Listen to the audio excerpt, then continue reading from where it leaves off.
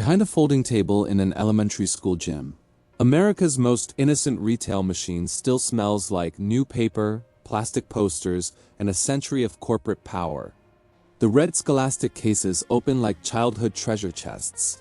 Yet behind those shelves sits a public company built on access few businesses ever receive. Scholastic did not conquer malls, airports, or downtown bookstores first, because it found something more valuable than foot traffic inside American classrooms. The mystery is how a 5-cent student magazine became a children's publishing empire, then entered the modern fight over books, politics, screens, and trust. Morris Robinson began the company in 1920 with a small publication for students in western Pennsylvania, far from the global franchises that later carried the red logo. The first product was not glamorous, but it carried the idea that would make Scholastic powerful, reaching young readers through schools instead of waiting for them elsewhere. That simple route changed everything, because teachers already had attention, parents already trusted school materials, and students already lived inside that daily system. Scholastic learned early that the classroom was not only a place of learning, but also one of the most efficient distribution networks in America. By the 1930s, the company was profitable, expanding its magazines and turning educational publishing into a repeat business tied to the rhythm of school years. Each issue built familiarity, and familiarity built permission, until Scholastic became less like an outside vendor and more like part of the school routine. That was the first hidden fortune, not just paper or ink, but a trusted relationship with teachers, librarians, parents, and millions of children. Once that relationship existed, Scholastic could sell more than magazines, because it had already solved the hardest problem in children's publishing, getting noticed. The book club system turned that trust into a national sales engine, sending catalogs home in backpacks like small paper storefronts. Students circled titles, parents approved purchases, teachers gathered orders, and Scholastic converted the classroom into a quiet extension of the book business. It looked gentle, because the books were affordable and the mission sounded educational, but the commercial design was unusually strong. A child did not need to visit a bookstore because the bookstore arrived through a teacher, a flyer, a deadline, and a promise of delivery. Schools often received rewards or proceeds, which made the arrangement feel helpful while also tightening Scholastic's place inside the education system. Then the book fair made the machine visible, rolling into cafeterias and libraries with metal cases, bright covers, novelty pencils, posters, and checkout tables. For a generation of Americans, the Scholastic Book Fair felt like freedom, because a child could browse, choose, and own something that felt personally discovered. That emotional memory became one of Scholastic's strongest assets, because nostalgia softened the corporate reality behind a highly organized school-based retail network. The company was selling books, but it was also selling a feeling that parents, teachers, and former students would protect for decades. That is why Scholastic's power is easy to miss, because its empire was built with permission slips, library carts, classroom magazines, and childhood excitement. The publishing side made the company far larger than school fairs alone, especially once Scholastic began turning children's characters into long-lasting cultural property. Clifford the Big Red Dog, first published in the 1960s, became a mascot so perfect that his red body seemed to merge with the company itself. Under Richard Robinson, who succeeded his father Morris in 1975, Scholastic entered an era of stable leadership and much bigger publishing bets. The Babysitter's Club, The Magic School Bus, Goosebumps, Animorphs, Captain Underpants, Dog Man, and The Hunger Games expanded the company's reach across American childhood. Each success gave Scholastic more than book sales, because strong children's series could become television shows, movies, merchandise, classroom staples, and family memories. Then came the bet that pushed the company into another league, the United States publishing rights to Harry Potter. Scholastic acquired those rights before the series became a global phenomenon, then watched each new release turn bookstores and school conversations into national events. Harry Potter and the Deathly Hallows sold millions of copies in the United States within its first day, proving children's publishing could behave like blockbuster entertainment. The company that began with student magazines now stood near the center of one of the most valuable literary franchises in modern history.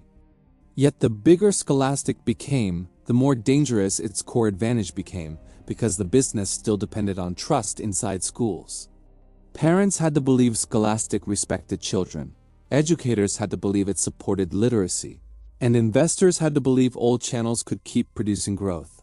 Subscribe to Fortunes and Ruins if you want more stories about the American institutions that looked familiar on the surface, while hiding power underneath. That tension became sharper as books, classrooms, race, gender, libraries, and curriculum turned into public battlegrounds across the United States. In 2023, Scholastic created a separate optional book fair collection involving diverse titles, saying schools faced pressure from changing state and local restrictions. The decision sparked backlash from authors, educators, librarians, and advocacy groups who argued the separate collection made exclusion easier inside a tradition built around discovery. Scholastic reversed the policy after criticism, but the episode exposed how fragile the company's trusted position had become. A book fair was no longer just a nostalgic childhood ritual, because every shelf now sat inside a national argument over what children could read. At the same time, the business faced a second pressure, because children's attention was moving from paper catalogs toward screens, platforms, and endless digital entertainment. Scholastic still had powerful franchises, school relationships, and a famous red logo, but its old distribution magic no longer lived in a quiet world. Fiscal reports showed a company still generating more than $1 billion in annual revenue, yet managing softer education demand, cost pressures, and changing consumer habits. The company's 2024 investment in 9-Story Media Group showed where management believed future growth might live across animation, licensing, streaming, and global children's content. That move made strategic sense, but it also revealed how far Scholastic had traveled from the humble school publication that created its original trust. The empire that once entered homes through backpacks now had to fight for attention against tablets, algorithms, subscriptions, and characters designed to move across every screen. Scholastic was not a ruined company, and that is what makes the story more complicated than a simple rise and fall. Its collapse is not a boarded factory or an empty mall, but the fading innocence around a business model people once remembered as purely wholesome. Leadership added another fracture after Richard Robinson died in 2021, ending more than a century shaped largely by a father and son. His succession drew public attention because control passed to longtime executive Iole Lucchese, surprising parts of his family and exposing private tension behind the institution. Suddenly, Scholastic looked less like a permanent childhood fixture and more like every other corporation, dependent on ownership, governance, strategy, and human decisions.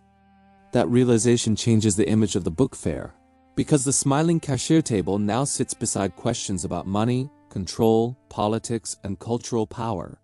The child in front of the shelf sees dragons, jokes, monsters, friendship, magic, and adventure, while the corporation sees rights, margins, logistics, data, and future franchises. Scholastic's genius was making those two views overlap so smoothly that generations of families never felt the machinery beneath the memory.